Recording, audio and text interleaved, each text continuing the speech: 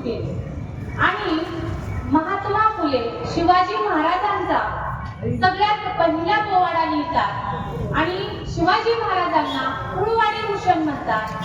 कुळवाडी भूषण म्हणजे जो शेतकऱ्यांचं भूषण आहे, शेतकऱ्यांचा राजा आहे, जो शेतकऱ्यांसाठी शिवाजी महाराजांचा विचार होता. महाराज म्हणत होते शेतकऱ्यांच्या भाजीच्या देठालाही हात लावू नका. महाराज म्हणत होते तुम्ही ज्यावेळी मुक्कामाच्या ठिकाणी राहाल, तुम्हाला काही दाना पाणी घोड्याची वैरण वगैरे लागत असेल तर त्याचा दाम त्या शेतकऱ्याला द्या आणि मगच ती भाजी ती वैरण विकत घ्या. तुम्ही ज्या ठिकाणी झोपणार आहात तिथला दिवा मालवून झोपा, नाहीतर कुठून तरी उंदीर येईल, ती वाट पळवून नेईल आणि शेतकऱ्यांच्या धान्याच्या गंजी पेटतील. इतका दूरदृष्टी विचार, इतका शेतकऱ्यांच्या म्हणजे हृदयातला राजा छत्रपती शिवाजी महाराज होते. ज्या वर्षी दुष्काळ पडेल त्या वर्षी शेतकऱ्यांकडून महाराज कसलाही कर घेत नव्हते. पुढे जाऊन महात्मा फुलेंनी शेतकऱ्याचा आपूर्ण ग्रंथ लिहिला. महात्मा फुले शिवाजी महाराजांना कुळवाडी भूषण म्हणत होते. महात्मा फुलेंनी धरणं बांधली.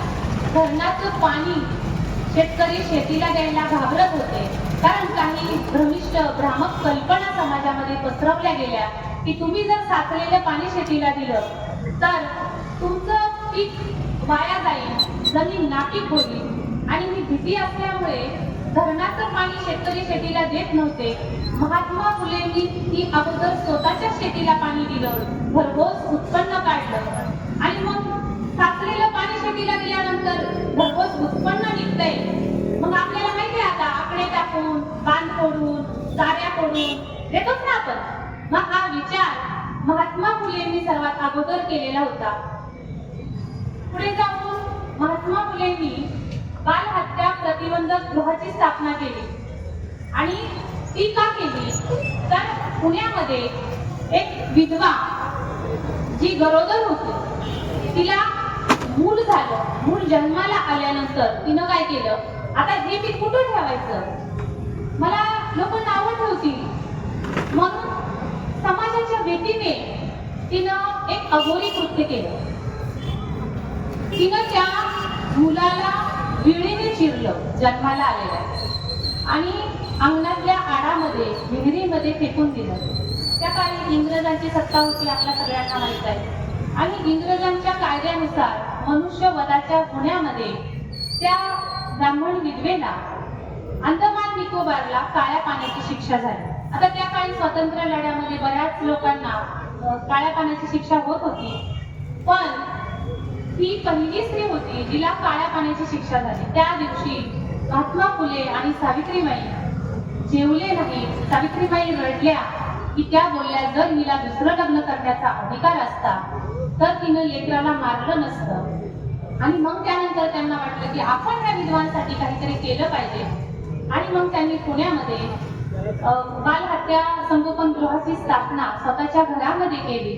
एक फरमान काढलं, पत्रकं काढली आणि पुण्यामध्ये ठिकठिकाणी चिटकवून दिली की ज्या कोणी फसल्या गेलेल्या महिला असतील, मुली असतील, त्यांनी गंजपेठ महात्मा फुलेवाडा या ठिकाणी या, बाळंत होऊन जा, हवं असेल तर मूल घेऊन जा, नसेल तर ठेवून जा. त्यांच्या भविष्याची शिक्षणाची सगळी व्यवस्था केली जाईल. कळावे ज्योतिराव गोविंदराव फुले अशा पद्धतीचे बोर्ड ठिकठिकाणी पुण्यामध्ये लागले आणि मग काळ्या पाण्याची शिक्षा नको म्हणून 35 ब्राह्मण विधवा महात्मा फुलेंच्या वाड्यामध्ये येऊन बाळंत होऊन गेल्या. सावित्रीबाईंनी त्यांचं स्वतःच्या मुलीच्या मायेनं बाळंतपण केलं. अशा पद्धतीने पुन्हा ज्या ब्राह्मण विधवा होत्या त्यांचं केशवपन केलं जायचं. आपल्या तळेगाव डोंगरे या ठिकाणी नाव्यांचा संप घडवून आणला की तिच्या इच्छेशिवाय तिच्या केसाला हात लावणार नाही अशा पद्धतीने नाव्यांनी संप केला आणि त्यामध्ये सर्वात पुढे होत्या त्या सावित्रीबाई फुले. सावित्रीबाई फुले पुढे का नसतील, त्या महात्मा फुलेंची अशी एक जोडीदारी होत्या, एक मैत्रीण होत्या. बघा कुठल्याही नवरा बायको असण्यापेक्षा मित्र मैत्रीण असलं पाहिजे आणि ते जर कुठून शायचं असेल ना तर या जोडीकडून. ही जोडी समतेची होती विचारांनी बरोबर घेऊन चालणारी होती. बघा आपल्या मागच्या पिढीचे आजी आजोबा, अजून पण आजोबा जर चालत असतील ना, ती खूप पुढे चालतात. म्हातारी आली का नाही, अगं काय करते मागं, आणि ती आजीबाई ना डोक्यावर पदर घेऊन उगाच पाठीमागं खूप लांब चालत असते, म्हणजे आजोबांपासून खूप दूर चालते. पण त्या काळी पतीच्या खांद्याला खांदा लावून उंबऱ्या बाहेर दोघांनीही सोबत पाऊल टाकायचं काम या जोडीनं केलं. आणि पेठेतून ज्यावेळी महात्मा फुले आणि सावित्रीबाई जोडीने चालायचे ना, त्यावेळी सुद्धा त्यांची भयंकर निंदा केली जायची. अगं बाई, ह्या बाईला काही लाज आहे का, कुशाल काप्याच्या बरोबर चालते, काय निवड करून शिकवायला चालली म्हणे. आणि आज बघा, त्याच सावित्रीबाईंमुळे किचन पासून कॅबिनेट पर्यंत महिला आहेत. महिला डॉक्टर झाल्या, महिला शिक्षिका झाल्या, महिला आमदार झाल्या, महिला खासदार झाल्या, महिला कुठल्या क्षेत्रात नाही, वा सगळं ओके. आणि ओके मध्ये ह्या महिलांना या सावित्री ज्योतिरावांनी अगदी त्यांचं आयुष्य पिढ्याचं कल्याण केलं. ज्या लोकांनी शेंगोळे मारले, दगड मारले, त्यांच्या मुली शिकल्या. आपण पुढे जाऊया. महात्मा फुलेंनी 1873 साली सत्यशोधक समाजाची स्थापना केली. सत्यशोधक समाजाचं ब्रीदवाक्य होतं, सर्व साक्षी जगतपती त्याच नकोस मध्यस्थी. म्हणजे जर देवाला भेटण्यासाठी पुन्हा मध्यस्थाची गरज काय, देव आपला आहे, अंतःकरणामध्ये आहे, देव आपला आईबाप आहे. आणि मग आपल्या आईला किंवा वडिलांना भेटण्यासाठी पुन्हा मध्यस्थाची गरज नाहीये. आणि म्हणून महात्मा फुलेंनी हा जो मध्यस्थी आहे त्याला हटवण्याचं काम केलं. आणि थेट देवाशी संपर्क साधण्याचं, जोडण्याचं माध्यम म्हणजे सत्यशोधक समाज. आणि सत्यशोधक समाजाचे एक कार्यकर्ते होते, ते पुढे जाऊन महात्मा फुलेंचे व्याही झाले, ज्ञानबा ससाने त्यांचं नाव. एकदा ते सावित्रीबाई बाहेर कुठेतरी गेल्या होत्या आणि ते दुपारच्या वेळी तात्यासाहेबांकडे आले. त्यावेळी तात्यासाहेब जेवण करत होते. जेवण करत असताना ते आतमध्ये आल्यानंतर एकच भाकरी होती. तात्यासाहेब बोलले की एकच भाकरी आहे, अर्धी तुम्ही खा आणि अर्धी मी खातो, जरी टोपल्यात नसली तरी पण आपण दोघंही जेवूया. दोघं जेवायला बसले. त्यावेळी ते ससाने बाहेर डोकून म्हटले, अरे लक्ष ठेव रे, पुण्यात दुष्काळ पडल्यामुळं ज्या बाहेर चपला आहेत ना, त्या एखादं कुत्रं घेऊन जाईल. आणि त्यावेळी महात्मा फुलेंच्या लक्षात आलं की बाहेर अजून कोणीतरी बसलेला आहे. त्यांनी बाहेर गेले आणि एका झाडाखाली छोटा मुलगा बसलेला होता. त्याला विचारलं, नाव काय तुझं? गणप्या, तूच का? चल आतमध्ये. त्याला आतमध्ये घेऊन आले. उरलेली चतकोर भाकरी त्याला खायला घातली, पाणी प्यायला दिलं आणि त्या लेकराला सांगितलं की तू आता बाहेर जाऊन बस. आणि ससाने लिहितात, मी तात्यांना एवढं चिडलेलं कधीच बघितलं नव्हतं. तात्या ससानेंना इतकं झापतात की तुला लाज कशी वाटली नाही, ते लेकरू बाहेर बसले आणि कुशाल खातो. जर समाज उपाशी असताना जो माणूस खाऊ शकतो तो कधीच सत्यशोधक असू शकत नाही. आणि मग महात्मा फुलेंनी एकदा वारीच्या वारकऱ्यांना भेटायला गेले, तर एक वारकरी रस्त्यामध्ये पडलेला होता. मी ज्या कथा तुम्हाला सांगत आहे ना, ते इतिहासाचे अभ्यासक प्राध्यापक डॉक्टर हरी नरके सर, ज्यांच्या जाण्यामुळे बहुजन समाजाचं खूप मोठं नुकसान झालेलं आहे. आणि त्यांनीच सांगितलेल्या ह्या ज्या कथा आहेत, किस्से आहेत. आता मी कथा सांगितल्यानंतर तरी तुम्ही फ्रेश व्हाल म्हणून मी सांगत आहे. तर महात्मा फुलेंनी काय केलं, तो एक वारकरी तो रस्त्यामध्ये चक्कर येऊन पडला. पळत गेले, त्याला उठवलं. त्याच्या तोंडावरती पाणी मारायला इकडे तिकडे बघितलं, कुठं पाणी नव्हतं. परंतु जरा अंतरावरती एक विहीर होती, त्यांच्यासोबत भोले होते. त्यांना सांगितलं, जा तिथे विहीर आहे आणि पाणी घेऊन ये. भोले पळत विहिरीवर गेले आणि तिथं पाणी काढण्यासाठी काही नव्हतं. मग पाणी काढण्यासाठी काहीच नाही म्हणून त्यांनी तिथूनच आवाज दिला, तात्या इथं पाणी काढण्यासाठी काहीच नाहीये. त्यावेळी तात्यासाहेब बोलले की अरे तुला डोकं आहे ना, डोकं, त्याचा वापर कर जरा. आणि मग डोक्याला हात लावल्यानंतर त्याच्या लक्षात आलं काय करायचंय. त्या काळी लोक फेटा वापरायचे.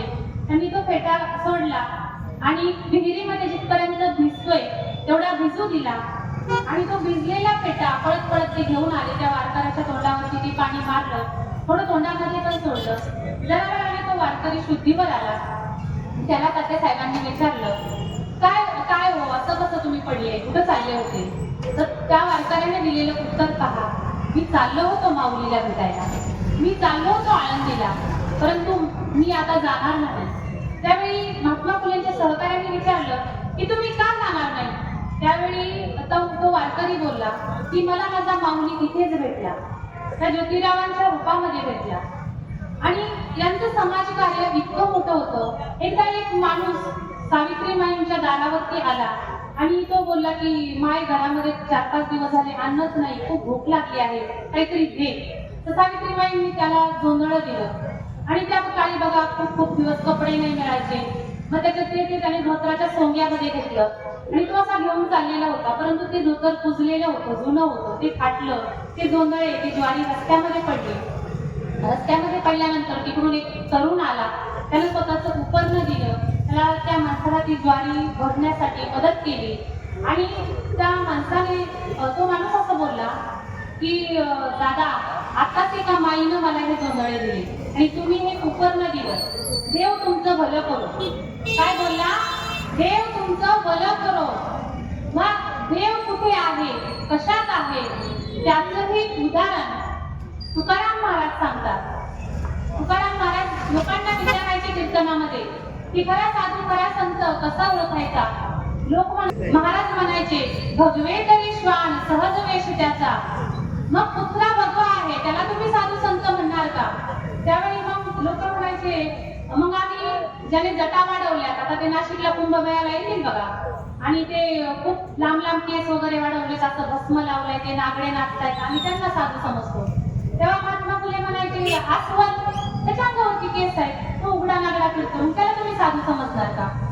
आणि मग लोक म्हणायचे, जो माणूस तपश्चर्या करायला बसलाय, त्यांनी खूप वर्ष एका ठिकाणी बसून त्याच्या शरीरावरती अगदी वारूळ तयार झाले, आम्ही त्याला साधू संत देव समजतो.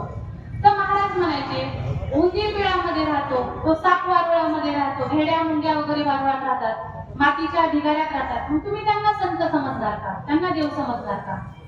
मग लोक विचारात पडायचे, महाराज तुम्ही सांगा मला खरा साधू कसा असतो. आणि त्यावेळी तुकाराम महाराज सांगायचे, जे का रंजले गांजले त्यासी म्हणे जो आपुले, तोची साधू ओळखावा देव तेथेची जाणावा. रंजल्या गांजल्यांना आपलं म्हणणारा, अनाथ अपंजितांना हृदयाशी धरणारा, तोच खरा साधू, तोच खरा देव. देव कुठे आहे, कसा भेटतो, त्याचं उदाहरण आपण पंढरपूरच्या फार जवळ आलेलो आहोत. आपल्या महाराष्ट्रामध्ये संतांच्या विचारांचा खूप मोठा प्रभाव आहे. संत विचारांनी आणि महामानव विचारांचा आपल्याला अजूनही यांची गरज का पडते? आपण का जयंती साजरी करतो? आपल्या 2-2, 3-3 पिढ्या गेल्या, आपल्या पंजोबाचं नाव आपल्याला सांगता येत नाही, परंतु यांचीच जयंती का साजरी होते? यांनी समाजासाठी काहीतरी केले, स्वतःचे संसार त्यांनी मोडले आणि समाजासाठी जगले. आणि आता समाजासाठी जगण्यासाठी काय लागतं तर महामानवांचे विचार लागतात, आणि ते विचार पेरण्याचं काम या जयंतीच्या माध्यमातून करत आहेत. म्हणून आयोजकांसाठी टाळावं. आणि आपल्याला माहित आहे, आता मी बाबासाहेबांकडे येते. बाबासाहेबांनी 25 डिसेंबर 1927 ला, आता बघा आपण द्विशताब्दी महोत्सवाकडे चाललोय, पण ज्यावेळी महात्मा फुले जयंतीला 100 वर्ष पूर्ण झाली होती, त्यावेळी महात्मा फुलेंना गुरु मानणाऱ्या डॉक्टर बाबासाहेब आंबेडकरांनी माझ्या गुरूंच्या गुरुचा अपमान करणारी मनुस्मृती, ज्या मनुस्मृतीने छत्रपती शिवाजी महाराजांना राज्याभिषेकाचा अधिकार शूद्र म्हणून नाकारला होता, ती मनुस्मृती डॉक्टर बाबासाहेब आंबेडकरांनी महात्मा फुलेंच्या जन्मशताब्दीच्या वेळी रायगडाच्या पायथ्याशी जाळून टाकली. कारण मनुस्मृती जाळली पाहिजे असं महात्मा फुलेंनी सांगितलं होतं. बाबासाहेब म्हणतात, महात्मा फुलेंचा खरा वारस कोण असेल तर तो मीच आहे. आणि आपण तो वारस कधी ठरणार आहात? आपण खूप चांगले आहात, खूप चांगलं काम करताय, परंतु आपण एक गोष्ट लक्षात ठेवली पाहिजे, वरच्या देवाने भेदभाव केला नाही, सगळ्यांना सारखं बनवले, सगळ्यांचं रक्त सारखं आहे. कुणाला जर हॉस्पिटलमध्ये त्याची गरज पडली तर आपण कधी जात ते घेत नाही. आपण वेगवेगळ्या समाजामध्ये जे काही भांडण लागण्याचे प्रकार आहेत, जे काही पुतळ्यांचे झेंड्यांचे जे काही प्रकार घडत आहेत, तर तिथून थोडं लांब राहिलं पाहिजे. आपण जर खरंच यांच्या विचारांचे असू तर सगळी माणसं एकाच देवाची लेकरे आहेत. देव कुठे आहे तर माणसात आहे. त्याचं उदाहरण गाडगे बाबा देतात. गाडगे बाबा म्हणतात की ज्यावेळी गावोगावी मंदिरं बांधली जायची आणि मंदिरांच्या कार्यक्रमाला कीर्तनं ठेवली जातात. जर गाडगे बाबांचं कीर्तन ठेवलं ना, मी आता कशी तुमच्याशी बोलतीये तसंच गाडगे बाबा बोलत बोलत कीर्तन करायचे. बाबा त्यांच्या वराडी शैलीमध्ये म्हणायचे, बापा हो मंदिर बांधलं का रे? लोक म्हणायचे हो बाबा बांधलं बांधलं. मग बाबा म्हणायचे देव आणला का मंदिरात? लोक म्हणायचे आणला. देव विकत आणला की फुकट आणला? लोक म्हणायचे विकत आणला. फुकट बरा देईल तो, आम्ही विकत आणला देव. मग देवाने गावाला कोणी येऊन बसवलं? म्हणायचे आम्ही बसवलं. मग बाबा म्हणायचे तुमच्या देवाने आंघोळ कोण घालते? म्हणायचे आम्हीच घालतो. बाबा म्हणायचे तुमच्या देवाने तुझे धोतर कोण नेसवते? लोक म्हणायचे आम्हीच नेसवतो. मग तुमच्या देवाने जेवायला कोण देते? आम्हीच तर नैवेद्य एवढं मोठं पंचपक्वान्नाचं ताट देवासमोर नेऊन ठेवतो. आणि मग काय करता? मग पुत्र येईल ते ताट उचलून घेऊन जाईल म्हणून आम्ही तिथं काठी घेऊन मारायला बसतो. आणि मग त्यावेळी बाबा म्हणायचे ज्या देवाले स्वतःची आंघोळ करता येत नाही, स्वतःचं नेसूचं धोतर नेसता येत नाही, तर तुम्हाला काय देणार आहे? ज्याला स्वतःच्या नैवेद्याचं राखण करता येत नाही तर तुम्हाला काय देणार आहे? आणि बाबा पुढे जाऊन म्हणायचे अंधार पडला, देव दिसत नाही, तर दिसण्यासाठी तुम्ही काय करता बा? लोक म्हणायचे दिवा लावतो आम्ही मंदिरामध्ये गाभाऱ्यामध्ये. मग देव बघण्यासाठी दिवा लावायला लागतो. दिवा मोठा की देव मोठा? मग लोक म्हणायचे दिवा मोठा. मग बाबा म्हणायचे दिवा कोण लावतो? लोक म्हणायचे माणूस लावतो. मग बाबा काय म्हणायचे देव मोठा की माणूस मोठा?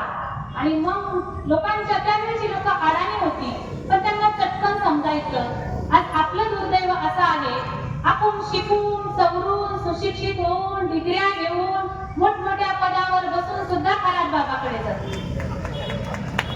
मग त्या लोकांना समजायचं. अजून अडाणी लोकांना कसं समजायचं? आपल्या चंद्रभागेमध्ये बाबा वाळवंटामध्ये झाडून काढायचे, स्वच्छता करायचे. सगळ्यांना माहितीये बाबांनी अंधश्रद्धा, अस्वच्छता आणि अज्ञान या 3 गोष्टींवरती सडकून टीका केलेली आहे. बाबा चंद्रभागेमध्ये झाडून घेत असताना तिथं पिंड ठेवलेलं होतं. ते 3 भाताचे गोळे, एक भटजी आणि 2-3 तिथं टकलं गेलेले माणसं. आणि मग बाबा गेले तिथं आणि असं बसून राहिले. आणि लोकांनी विचारलं बाबा असं काय बघू लागले? तर बाप्पा मला ना लई भूक लागली. आणि मग भूक लागली तर मग घरी जा ना जेवण करा. नाही नाही बाप्पा मी घरी नाही जात, मी असंच समाजाची सेवा करतो. मी सकाळपासून या वाळवंटातील लोकांनी केलेली घाण साफ करत आहे आणि मला लईच भूक लागली. मग इथं काय करता तुम्ही? मला ना ते भाताचा गोळा द्या आणि मी खातो.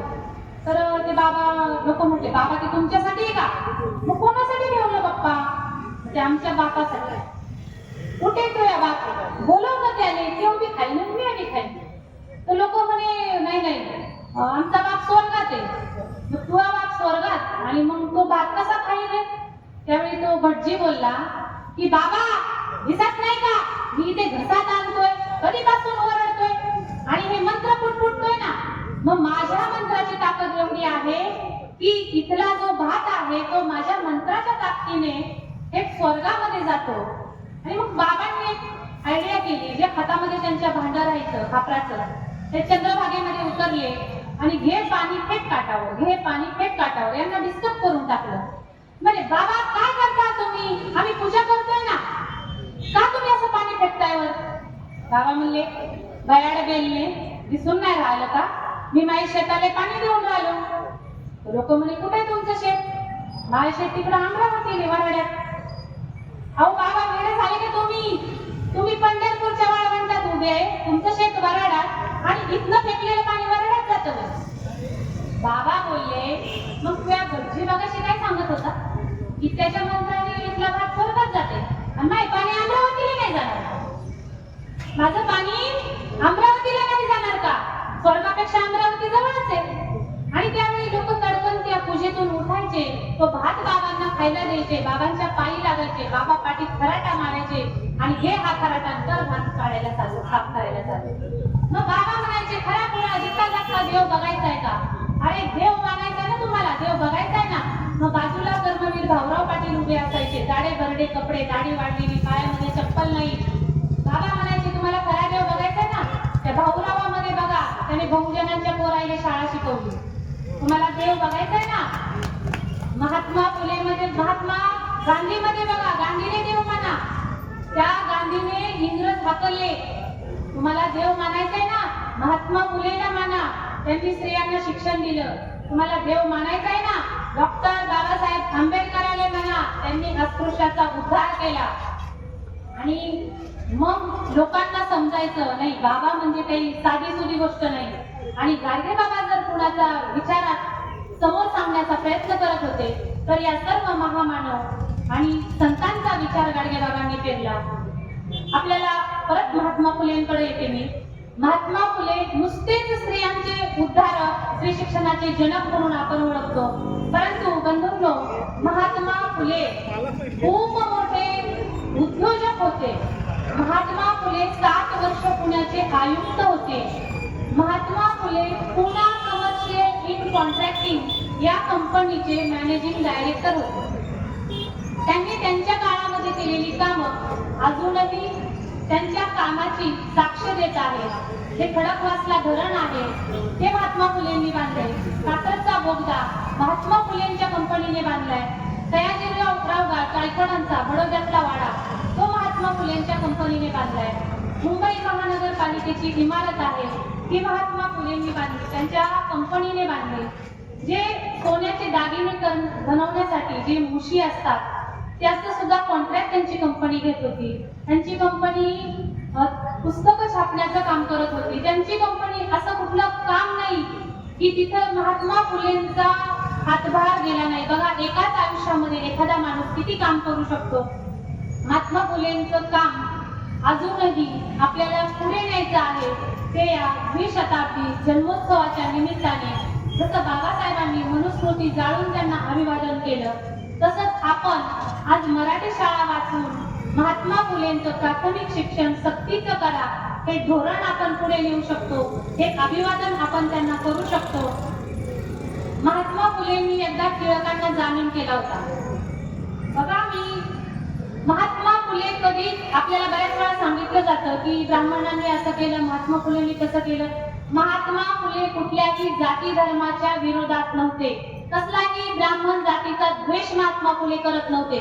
महात्मा फुले ब्राह्मणी व्यवस्थेच्या विरोधात काम करत होते आणि त्या व्यवस्थेच्या विरोधात काम करण्यासाठी त्यांच्या ब्राह्मण मित्रांनी सुद्धा त्यांना साथ दिलेली आहे. आणि एकदा टिळकांना जामीन करण्याची गरज पडली, कोणीच मदत करत नव्हतं. त्यांनी पत्रकं काढली, ते वाचून महात्मा फुलेंनी त्या काळामध्ये 10,000 रुपयाचा जामीन केला. आणि नंतर ज्यावेळी महात्मा फुले गेले, महात्मा फुलेंचे शिष्य डॉक्टर बाबासाहेब आंबेडकरांनी काय केलं, टिळक गेले. टिळक गेल्यानंतर त्यांच्या मूकनायक मध्ये 3 नंबरच्या पानावरती फक्त 2 ओळींमध्ये पुण्याचे राजकारणी नेते कोण असतील ते टिळक वगैरे असं काहीतरी 2 ओळींमध्ये बातमी छापली. बातमी छापल्यानंतर टिळकांच्या अनुयायांना राग आला. ते बोलले, एवढा मोठा पुढारी गेला आणि बाबासाहेब तुम्ही एवढीशी बातमी छापली, तुम्हाला काहीच कसं वाटत नाही. आणि त्यावेळी बाबासाहेबांनी दिलेलं उत्तर बघा, की ज्यावेळी माझे गुरु ज्योतिराव गेले त्यावेळी टिळकांनी त्यांच्या पुढारीमध्ये ही बातमी छापली नाही. माझे आभार माना, मी यांच्या विचारांचा पाईक आहे म्हणून मी 2 ओळीमध्ये तरी बातमी छापली आहे. हे आहे गुरु शिष्याचं नातं. महात्मा फुलेंनी माहित आहे, शेतकऱ्यांचा आसूड, गुलामगिरी, ब्राह्मणाचे कसब, इशारा, शिवाजी महाराजांचा सर्वात मोठा पोवाडा आणि महात्मा फुले शिवाजी महाराजांना कुळवाडी भूषण का म्हणतात तेही आपल्याला माहित आहे. आपल्याला पुढे जाऊन शाहू महाराजांनी शिवाजी महाराजांचा, महात्मा फुलेंचा विचार महाराष्ट्रामध्ये रुजवला. आरक्षणाच्या माध्यमातून त्यांनी सर्व समाजाला एकत्र समान वागणूक देण्याचं काम शाहू महाराजांनी केलं. शाहू महाराजांनी दलितांचा नेता निवडला. त्या नेत्याचं नाव आहे डॉक्टर बाबासाहेब आंबेडकर. आपण म्हणतोय आज शिक्षण शिक्षण शिकलो, धोंडूबाबाकडे गेलो, हे केलं ते केलं, परंतु शिक्षणाची खरी व्याख्या डॉक्टर बाबासाहेब आंबेडकरांनी सांगितली. बाबासाहेब म्हणतात फक्त वही पेन आणि पुस्तक म्हणजे शिक्षण नाही, तर बुद्धीला सत्याकडे आणि माणुसकीकडे घेऊन जाण्याचा मार्ग म्हणजेच शिक्षण आहे. मग आपल्याला आता माणुसकी, माणसातला देव, माणसातला माणूस ज्या दिवशी कळेल, ज्या दिवशी समजेल, त्या दिवशी आपण यांच्या विचारांना खरोखर पुढे घेऊन जाऊ.